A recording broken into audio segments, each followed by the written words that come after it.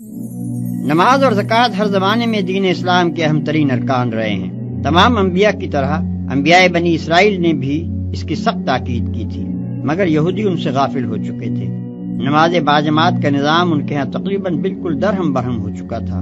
قوم کی اکثریت انفرادی نماز کی بھی تاریخ ہو چکی تھی، اور زکوٰۃ دینے کے بجائے یہ لوگ سود کھانے لگے تھے۔ یعنی اگر تمہیں نیکی کے راستے پر چلنے میں دشواری محسوس ہوتی ہے تو اس دشواری کا علاج صبر اور نماز ہے۔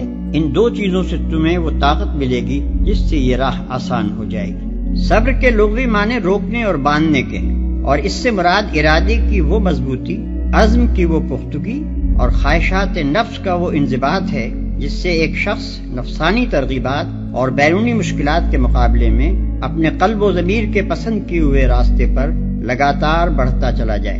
ارشاد الہی کا مدعا یہ ہے کہ اس اخلاقی صفت کو اپنے اندر پرورش کرو اور اس کو باہر سے طاقت پہنچانے کے لیے نماز کی پابندی کرو۔ یعنی جو شخص خدا کا فرمان بردار نہ ہو اور آخرت کا عقیدہ نہ رکھتا ہو، اس کے لیے تو نماز کی پابندی ایک ایسی مصیبت ہے جسے وہ کبھی گوارا ہی نہیں کر سکتا۔